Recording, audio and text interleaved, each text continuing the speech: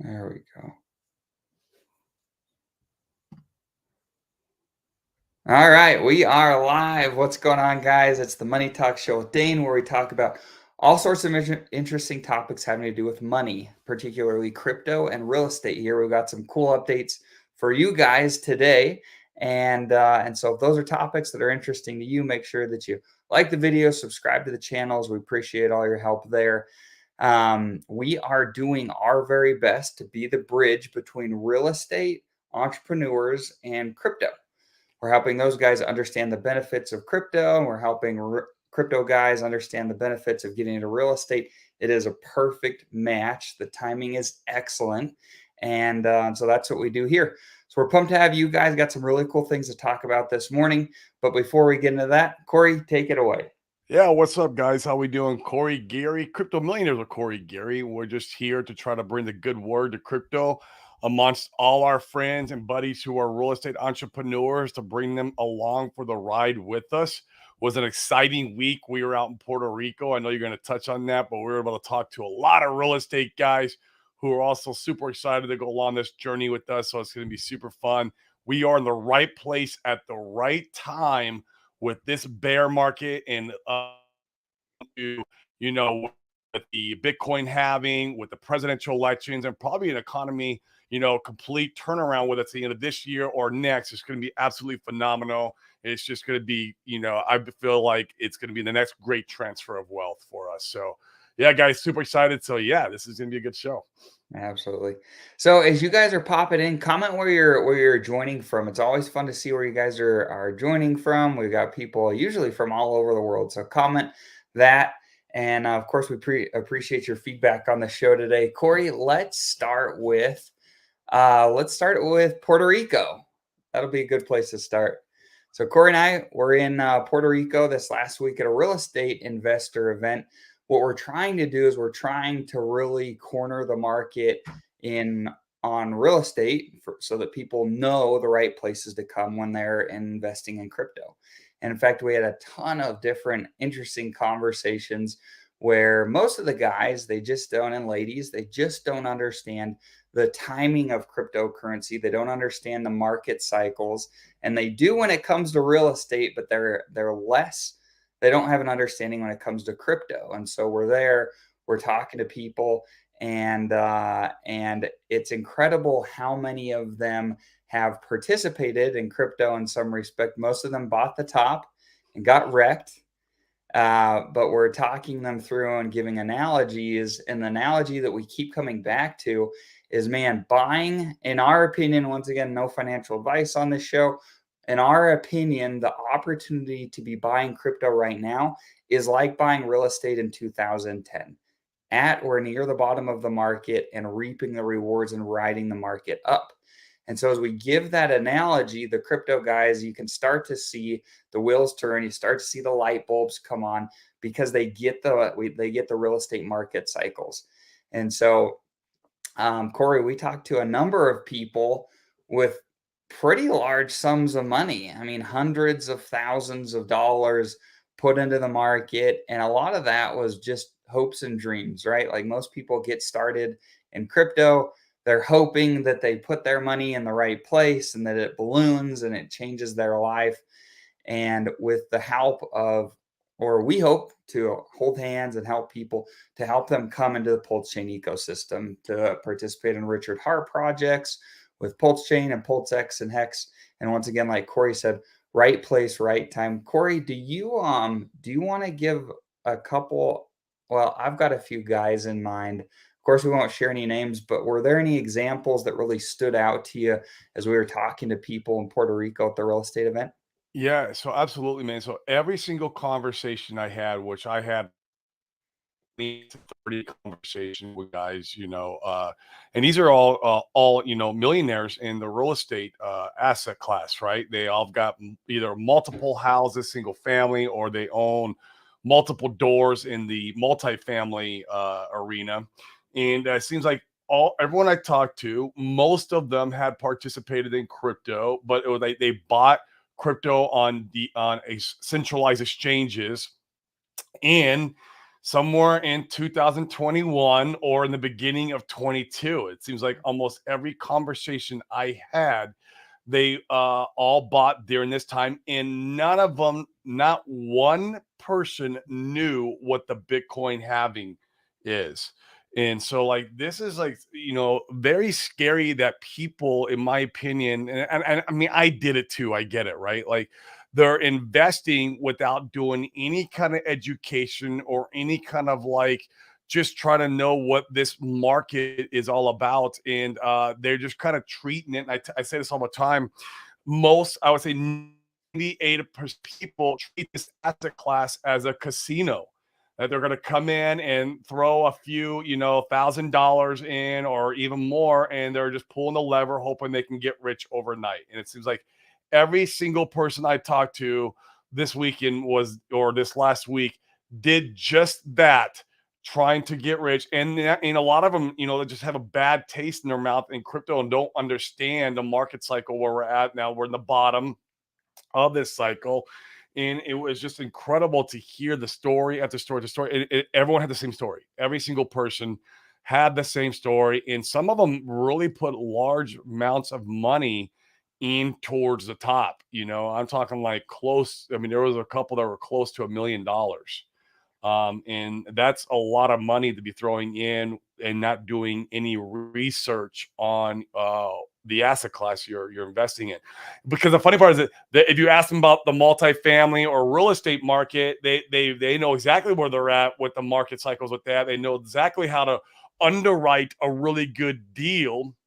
They know how to put pencil to paper and tell you whether the deal that they're investing in is going to be a smoking deal or not, or where they're at, with that deal as far as cash flow, cap rate, everything else. But they don't know this about the crypto market. And it's just funny how I don't know. I don't know if it's because just the way the media portrays this asset class, and that's why they have this mindset with it. But we have to sit there and unwind and educate, and sometimes a little bit uneducate some bias about the crypto market with a lot of these people, and trying to get them to understand what this asset class is all about. And so, yeah, I would say only maybe one or two even knew what DeFi was. And so I was happy to hear that. And in fact, we talked to one or two different Hexicans who were there who had actually invested in Hex. But it's funny, the one guy who invested in Hex, he put a large sum of money in there at the market top in 21, and hasn't even looked at his portfolio since. Doesn't know Right. anything about, Pulsechain coming, doesn't know anything about like, really what he doesn't follow Richard Hart too much. I mean, he knew a little bit about Richard Hart, but like, it's just funny, like these guys, no due diligence, no research, and it's a little scary to me. So the thing that has me really excited about the conversations that we had is just like you're saying, they're willing to put large amounts of money into the market with little understanding. And Yes. I I can just imagine we know there's tons of money waiting on the sidelines for Pulsechain launch. I can just imagine the onboarding opportunity over the next couple of years as Pulsechain grows, and we as a community, and you and me and other people watching the stream, as we can educate individuals about how crypto works, about the roughly 4-year Bitcoin cycles and crypto market cycles, and we can help them understand the opportunity in getting in now. Oh my gosh, I feel like there's an insane amount of money waiting on the sidelines for Pulsechain.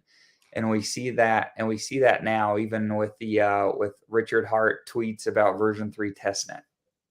Yeah, there is, man. And unfortunately, and this is an unfortunately, a lot of the money and big money, like these guys we were just at with this real estate conference. I mean, I would say about 95% of the people there were millionaires inside that mastermind. That was a really high level mastermind. I really enjoyed it. Unfortunately, these people with big money, now the smart money, no, but people like this group who once the news media starts flashing all the Lamborghinis again, that's when a lot of these guys will start coming back in again. So we'll be like towards the end of 2024. The presidential election is here. The economy's booming. The news media is like, oh, crypto's the next best thing since sliced bread again. And that's where, unfortunately, a lot of these guys will be coming in again and buying in because they just, I don't know what it is. I guess it's FOMO. It's just at that point you're just following your emotions, and it's FOMO. Now some will listen to us and hear our good word about crypto, and will follow our lead, but a lot of them will wait till that FOMO is back and the retail's starting to flood back into the marketplace, and it's just unfortunate they're going to miss a good majority of the pump, if you will. They still might catch a lot of it if they're coming in towards the end of 24. I think they'll still have a good ride for all of 25, but it's just unfortunate. It's the old Warren Buffett saying, buy when people are fearful and sell when they're greedy. And you can really see it more than ever in crypto, man. People are so fearful of the marketplace right now.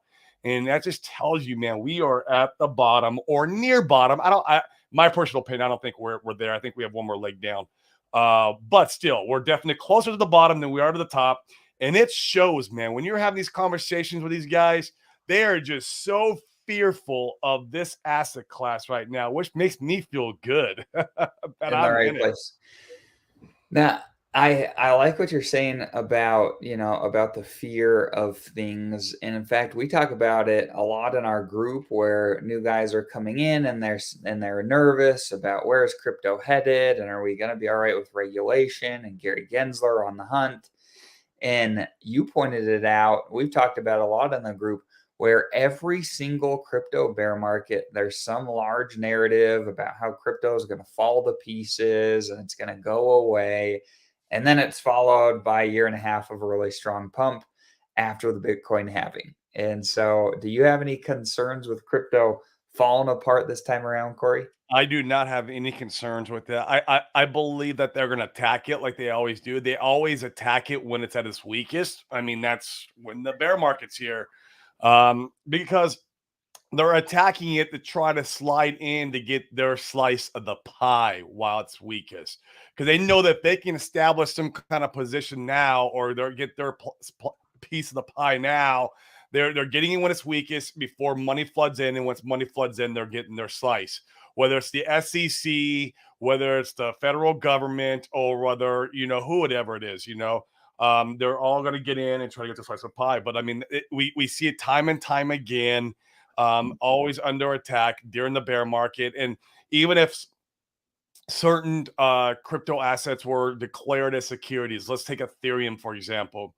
If Ethereum was declared as a security because of the staking mechanism, and it's very centralized in the United States, that's why they're saying it is, then all Vitalik's going to do is cut a check over for $30 million or whatever it may be. I don't know what the fine is. He's going to get fined, and then he's going to pay a check. He's got $30 million to cut.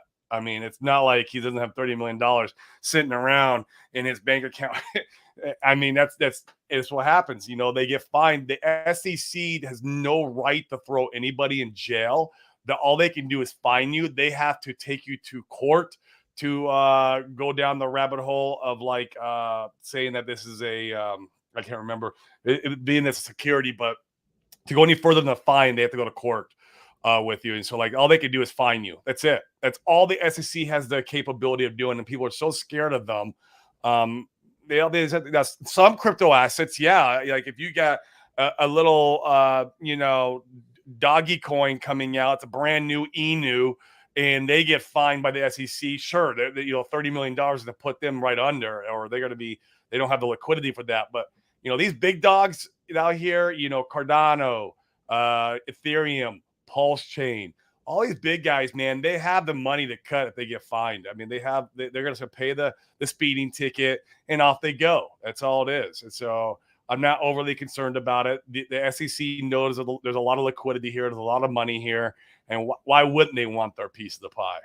Absolutely. We all do. Absolutely. No, I agree. Another thing that was really interesting to me at our real estate event as we're talking with real estate investors. So the reason that crypto and real estate, in my opinion, pair together so perfectly is because the real estate guys get into real estate for the hope that real estate creates financial freedom for them one day. And usually that's via cash flow. What they don't understand is that you need 100+ doors for the cash flow even to start get remotely interesting in real estate. And you can go and create enormous cash flow in crypto with a fraction of the amount of money you'd need to do the same thing over in real estate. And so the real estate guys, they want to get involved in crypto for a few different things. It's wealth creation, like you've talked about, Corey. I'm going to steal your words here. Real estate we can use for wealth preservation, and crypto we can use for wealth creation. And so it's fun to see the light bulb turn on with the guys where they have a number in their head and they're like, oh, I could create 20, 30, 40, $50,000 in cash flow a month right now in the bottom of the market. If they have enough liquidity to come into crypto, they could do that now and start hitting those benchmarks that they're after in real estate that could take 5 or 10 plus years. And so it's cool to see those light bulbs turning on. And once again, the crypto guys that we're talking to that are there, they're looking for the tax incentives. And so it's a beautiful thing. If you're a crypto person and you have crypto gains and you need to offset taxes, well, you can find some of these real estate guys that are doing deals. And a lot of these guys are doing enough deals that they don't need the tax breaks anymore because they have enough tax breaks. Yeah. And so you can find somebody like that. And like you said, you can preserve your wealth in real estate. And as a negotiation point, you can negotiate for a lion's share of the depreciation or maybe all of it in assets that you're partnering with with other real estate people to be able to offset your taxable burden. So once again, a perfect meeting of two asset classes that we couldn't be more excited about. Absolutely. Well, there's one other way too to offset some of those taxable gains. Absolutely. Let's talk about that next. This is one of my favorites, I think. I'm so excited about this, man. I came home and I started researching and reading like I always do. I get obsessed. I got that addiction personality in anything I do in life. So it's I always point my addicted personality now towards the stuff that I'm obsessed with, the stuff that I'm learning about. It's such a good right thing. But yeah, man, I'm loving everything I'm reading about this place. I'm loving,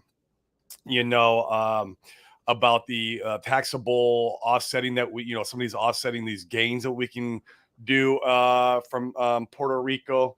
It's yeah, man, it's super fun. And while we were down there, guys, I won't mention any names. I know some of them probably don't want to be doxxed. We met with some Hexicans down in Puerto Rico, and it was super, super exciting.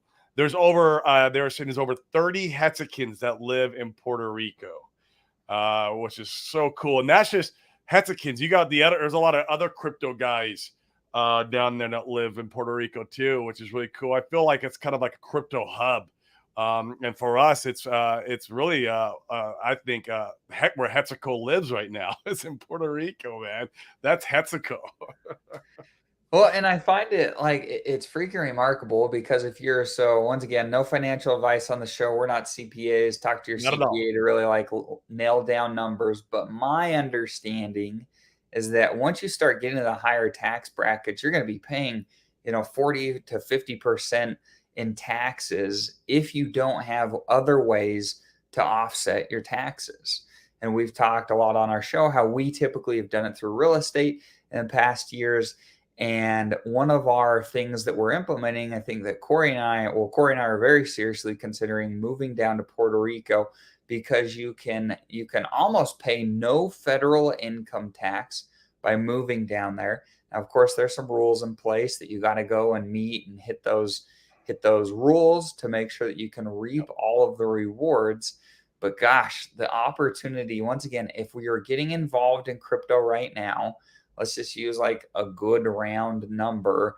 Average price performance from some of the other guys that we network with and that we've talked to in the crypto space is a 50x from bottom to top in their first cycle. And none of us feel like we're in average stuff being in the Richard Hart ecosystem. And so the good stuff does hundreds or thousands, or potentially more X's in their first cycle. And those of us that are involved in Pulsechain and PulseX and Hex in this next run, let's just use 100X for really good round numbers. If you put $10,000 into the market and you get 100X on it, well, that's $1 million that your 10 grand turned into. And the question that you've got to determine is, do you want to give half of that to the government if you were to take profits in the next crypto top? Which, once again, we're not financial advisors, but I can tell you, for me, I don't see any reason to hold anything past the next crypto top and sit on my hands for a 90 to 95% dip. And Absolutely. It goes a little deeper in that too. And so one of the Hexicans kind of turned this light bulb on for me was that, okay, so you save on those 30 to 50% on gains, if you will, that you would have paid.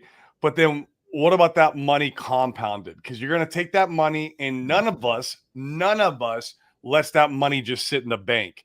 I don't care if you're in real estate. I don't care if you're in crypto. I don't care what you do if you're in e-commerce. If you're an entrepreneur and you have the mindset that we have, we always want our money working for us, no matter what, period. In fact, I get nervous when I got too much cash in my bank because I'm like, that ain't doing nothing for me, right? And so, like, we all have this mindset. And so that money that you're saving, that 30, 40, 50%, whatever, even if it's 20%, it's compounded because us as entrepreneurs, we're going to put it right back to work, whether it's into real estate or in crypto or whatever. And so that's compounded year after year after year. Any time that you're making gains, that money is compounded back into the asset class, back into your investments. And so how much money does it really end up being that you're saving? I don't know that number. I don't know how that math.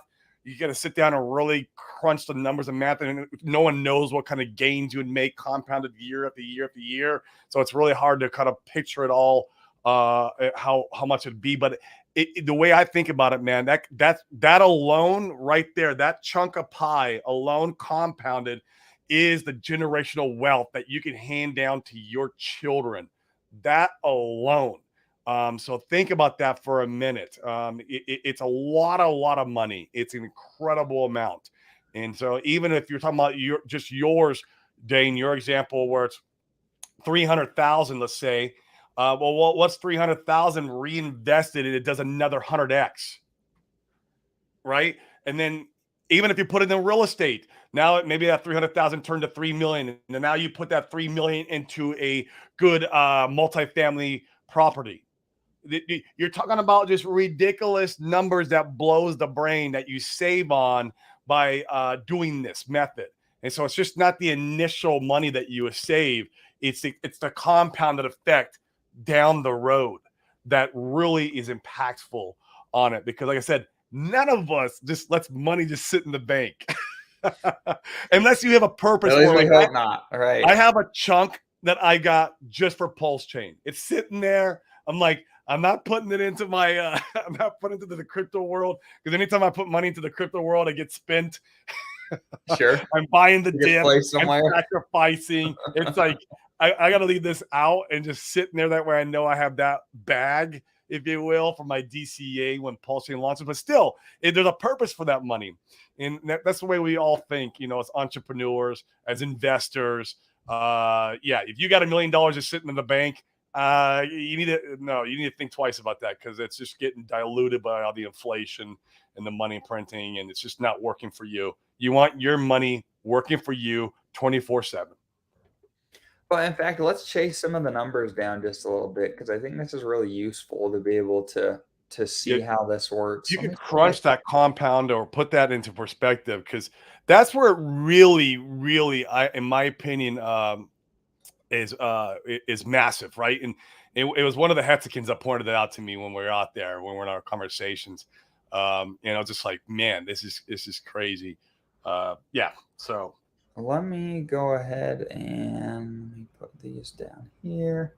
All right, let me go ahead and share my screen here. This isn't going to be perfect. We're running off the cuff here, but I think it's important. Let's go ahead and do it. All right, share screen. Let's do this. Share. All right. All right, cool. So let me pull this up here. All right, can you see the screen all right? I just went full screen. No, Do you see my Word document? I don't see the Word document. Hold on. Let me redo this. Stop sharing. Yeah, that worked. Let me go ahead and share.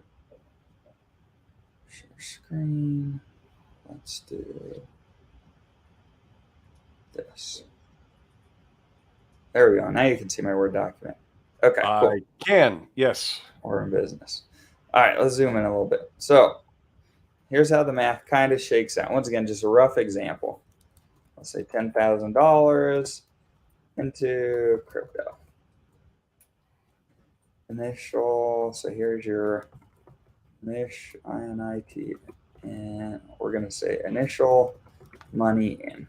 Initial money in, yeah, that's good. All right, let's just use, let's say 100x price appreciation, which is very conservative, and most of the newer assets that we're going into during this, this Pulsechain ecosystem, I think a lot of them will do 100x. Some might not, some might fail, but there's a lot of good ones that we're going into. So I think that's very good.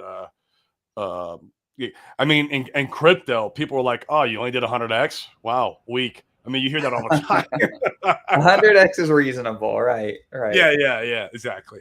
Okay, so your $10,000 turns into $1 million.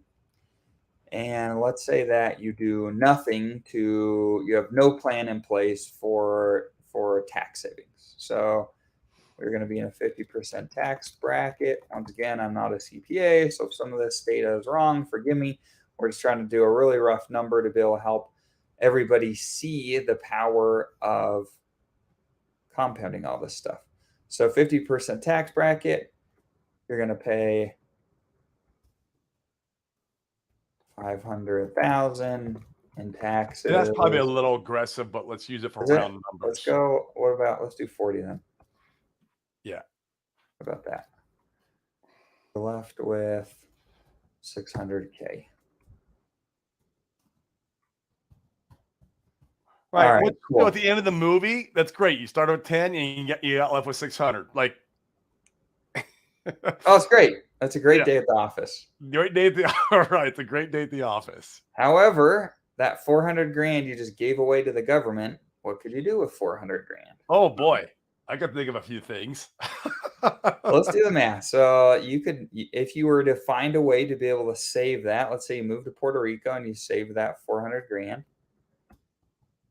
Let's say you went to a protocol like GMX or Famous, you could go, and if I'm not mistaken over there, I think you can get 10% APY on stables if you want to be really conservative. You will. Also in liquidity, you can do that also. And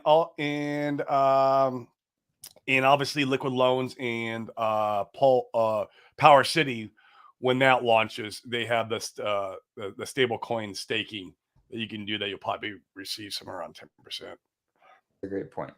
So that's one option, is we're going to say GMX, Famous, we're going to say liquid loans, we're going to say Power City, all options to be able to go and essentially make 40 grand a year, roughly speaking, on $400,000 if you found a way not to pay this to the government, right? Right. Exactly. Let's do a real estate example.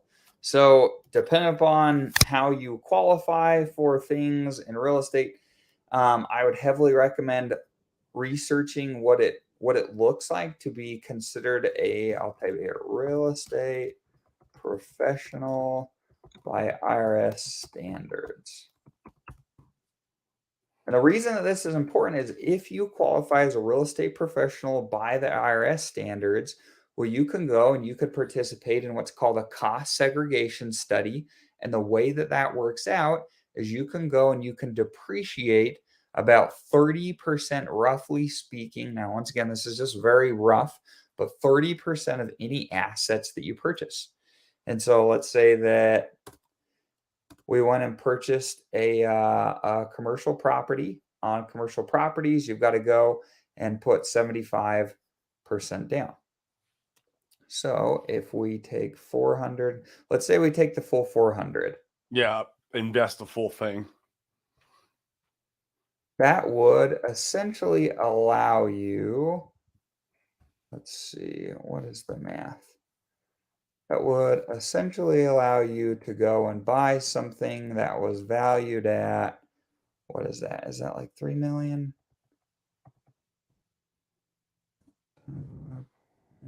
7.5.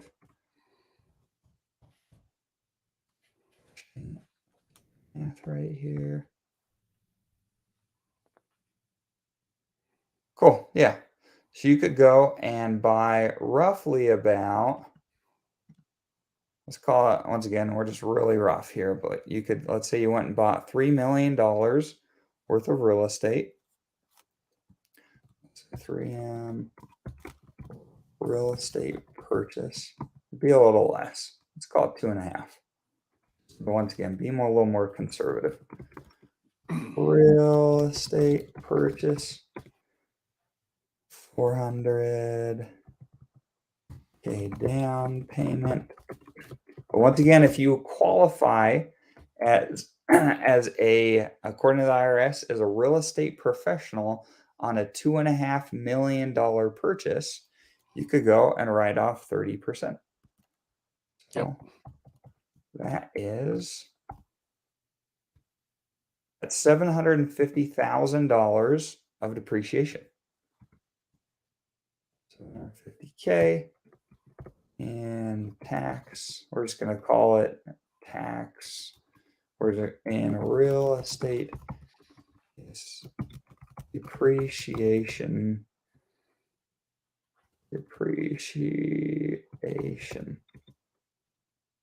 I spelled it wrong.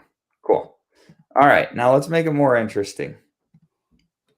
750K in real estate depreciation. So essentially with the 750K, you just made it. If you put the full 400, you just put it, or you just made it where your $1 million, so roughly it's, well, you put 10K in, so you've got $990,000 in taxable income. Well, you just made it that 750K of it is gone. Poof. As far as taxes are concerned, you don't have to pay taxes on that because you can write it off via depreciation.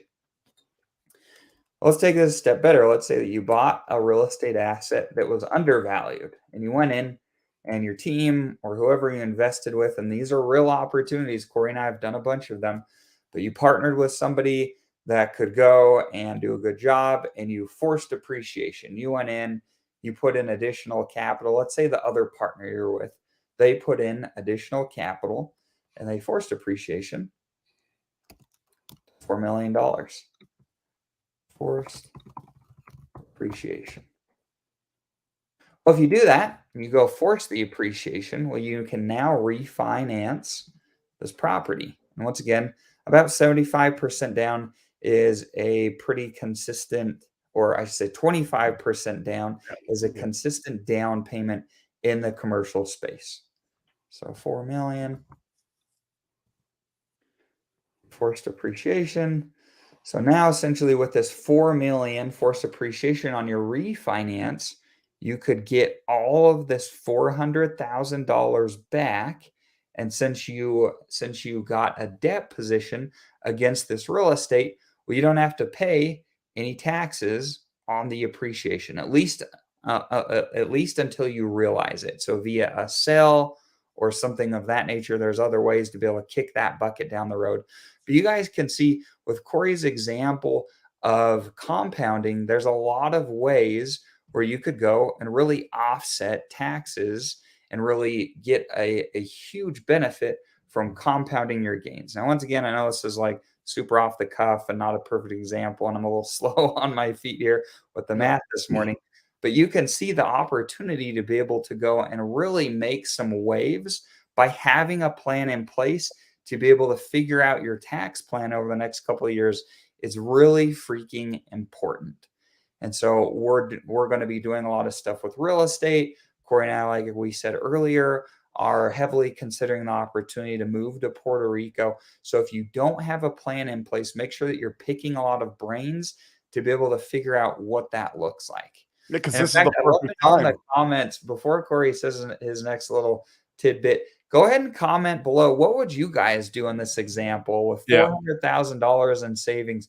Do you have places that you're putting it to go ahead and save yourself, or feel free to be honest and just say Lambo. If you're gonna go put it there, just say Lambo. That's totally fine. Right. It's up to you to use the gains however you want. But go ahead, Corey. Lambo, as I say, we want to be thinking about this stuff now during this bear market while we have the time before the next, market top. When we have the money made already, is not the time to be thinking about this type of stuff. It's too late.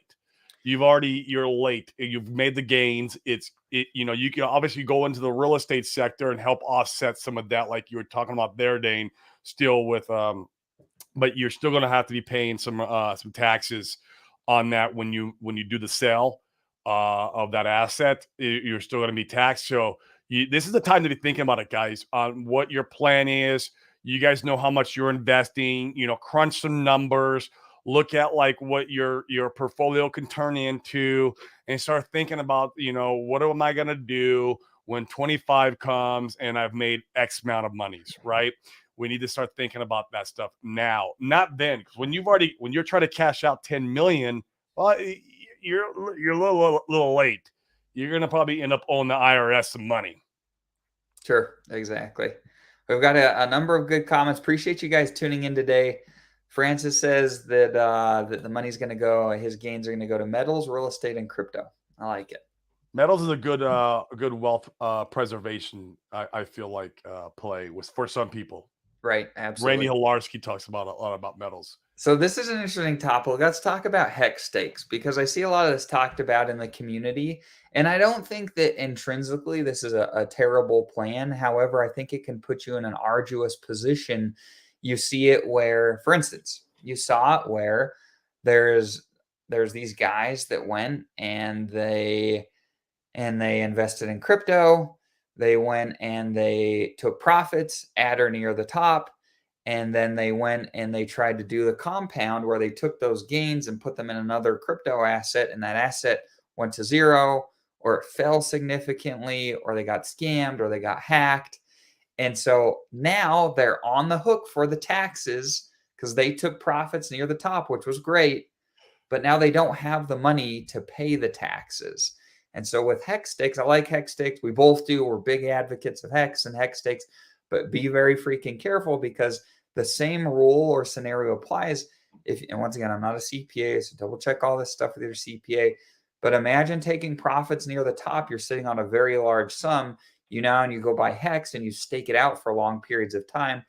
Well, what are you going to do to be able to pay your taxes? And once again, I'm using like a pretty extreme example where you took all of it and you put it into hex stakes. But you want to make sure, to Corey's point, you want to make sure you have a plan, because if you went and put all that into hex stakes and now you can't pay your tax bill and you got to early end stake some of that stuff, that's going to really freaking hurt, as opposed to maybe having money sitting on the sidelines to be able to pay your taxes. So make sure you have a plan that's going to work for you. Yep. Ruben says real estate. I like it, Ruben. Good play. A little bit late, not a problem, not a problem.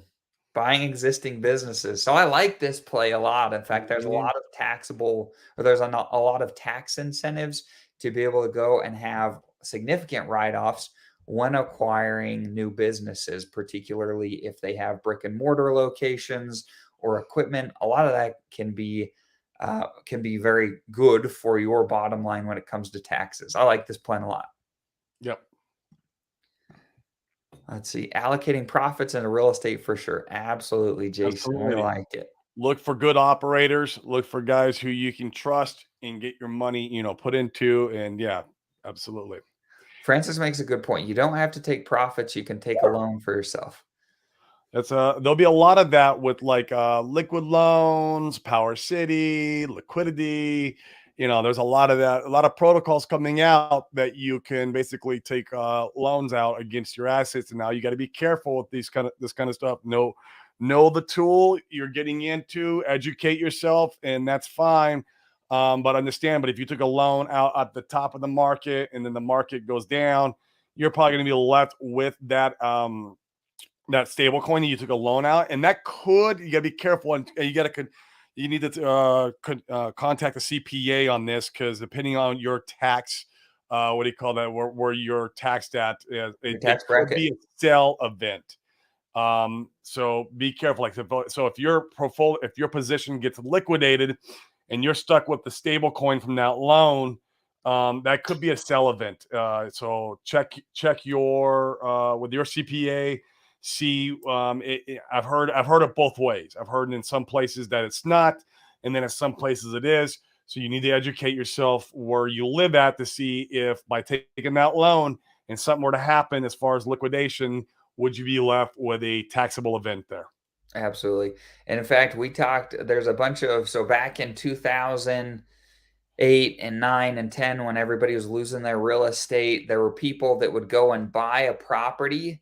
They would then go and get a home equity line, when the plan the whole time was to default on the property, cash out as much equity as they could with the home equity loan, and then move on their way. And well, there's lots of problems with that plan. Do not recommend that.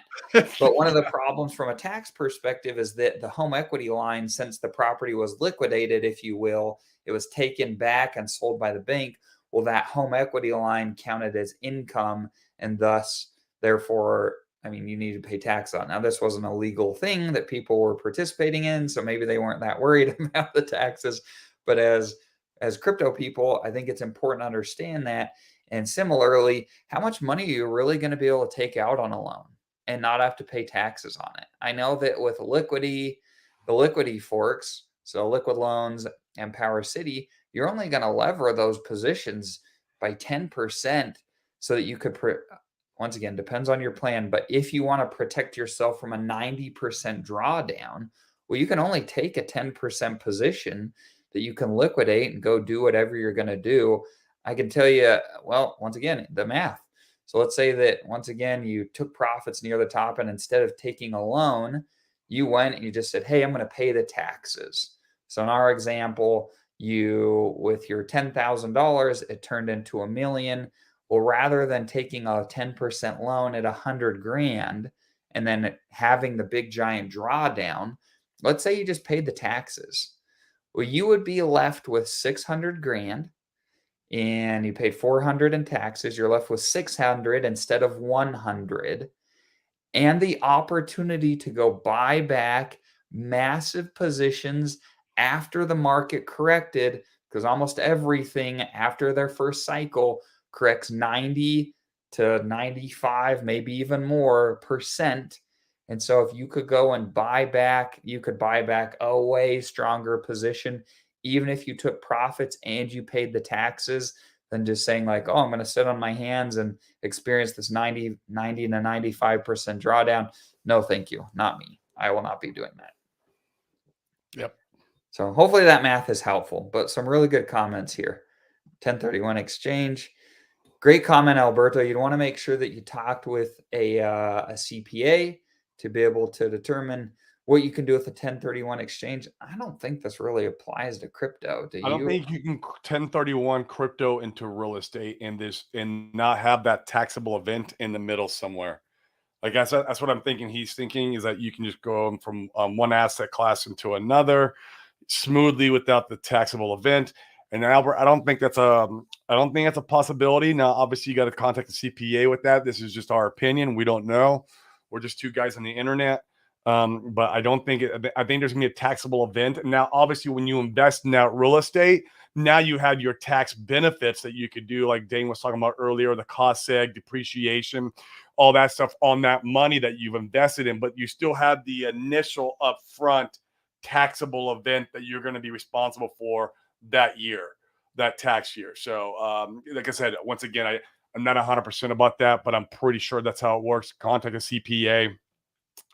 Unless you live in Puerto Rico, man. Then if you live in Puerto Rico, you don't have the you don't have that taxable event. Yeah, and in fact, that's probably a good place to wrap up this call. So, like we talked about earlier in the show, it's very important to have a plan. And Corey specifically said, hey, like, when it's time to take gains, if that's when you're planning, you've largely missed the Too boat, late. especially on something like Puerto Rico, because with Puerto Rico, you've got to go and you've got to spend. Once again, I'm not a CPA, so go talk to one. But the way that it's been explained to us is that you've got to go and spend 6 months in a day in Puerto Rico each year. And you've got to do that 3 consecutive years to reap all of the rewards. So I guess theoretically is that you could go, let's say in 2025, you're taking profits near the top, and you say, now I'm going to go do my Puerto Rico play. Well, you've got to make sure, I think, that in 2025, for that really to work, you've got to freaking go, and you'd have to have your 6 months in a year starting that year. Now, once again, you got to talk to a CPA to figure out like how the income works, because you put the income in before you move to Puerto Rico and how you're going to manage some of those things. And so make sure that you have a plan well before it comes time to be taking large profits. Yeah, from my understanding, whenever your move date is there, like the day you're declaring, "Hey, I live here now," is the time that you have to declare your assets, and whatever your assets gains have done before that time, you still got to owe taxes on. And so, like if you've had a 10x pump on your portfolio up to that point, well, you got to pay on the 10x, and now anything after that, you're good because now you're living in Puerto Rico. But technically, I guess speaking, you would have to declare or claim on anything up to the date you move. So to your point, Dane, if you wait till 2025 and you're at the market top and now you're moving to Puerto Rico, well, you kind of defeats the purpose. You're gonna be like, oh yeah, I had 100x gains on my portfolio. Well, you're gonna pay the 100x gains, on your portfolio at that point, and you've missed the boat, if you will, for the whole point of moving down there or trying to do something like that. So like that's why right now is the time to be thinking about what you want to do. And Puerto Rico don't have to be the answer for a lot of you guys. I mean, it's just something that me and Dane are, we're going to be probably exploring further as we go down the road. I think we're maybe even going back down there in April or so to revisit. But start thinking about something like what's your plan? Is it going to be real estate? Real estate's a great vehicle to at least offset, the depreciation and, cost seg. You'll still have that taxable event in between, but then now your money's put in a good place where you'll be well treated and you can get some of that money back, some of that tax burden back, if you will, by cost segging and doing the depreciation. So, yeah. Yeah. Here's a good one. Can you create a note? So you certainly can against real estate. There's no reason you couldn't against your crypto, especially if you had a private individual that was willing to loan funds against. In fact, if you could find somebody that would allow you to lever your crypto but not liquidate it at high leverage, that would be very interesting. But once again, you need to make sure you found the right person and be very honest with them about how crypto works and the volatility and potential drawdowns and things of that nature. I have a number of lenders that I've talked about in real estate using some of my crypto as that they can take a note against some of my crypto. And it certainly can be done. You just have to find the right The person right or person. way. Yeah. So great question. Cool, guys. Well, we appreciate you jumping on. We will be back streaming all week, if I'm not mistaken. And so tune in the rest of the week. If there's topics that you want us to specifically cover, make sure that you comment those. We're happy to get feedback and give you guys what you want. And So with that, sometime this week, guys, I'm not sure what day it's going to be on. I'm talking to him right now. We're going to have Dixon Piper on our show. So that's going to be a fun one because I always love I feel like he's another truth teller in our ecosystem. I enjoy watching his content because of that. He tries to cut through the narratives a little bit and tell, what he believes to be true, which I love everyone who does that. So, yeah. in fact, he's out in Puerto Rico too. So we'll talk He more about is. that. He's in Puerto Rico, so we can have a nice little conversation about that. And he's fresh in Puerto Rico. In fact, if I remember right, he was only there for 2 months and when we saw him. So it'd be good to have a good conversation about what his thoughts are so far to date. Yeah. Absolutely. So cool, guys. We'll see you bright and early tomorrow. Have a great day. Peace, guys.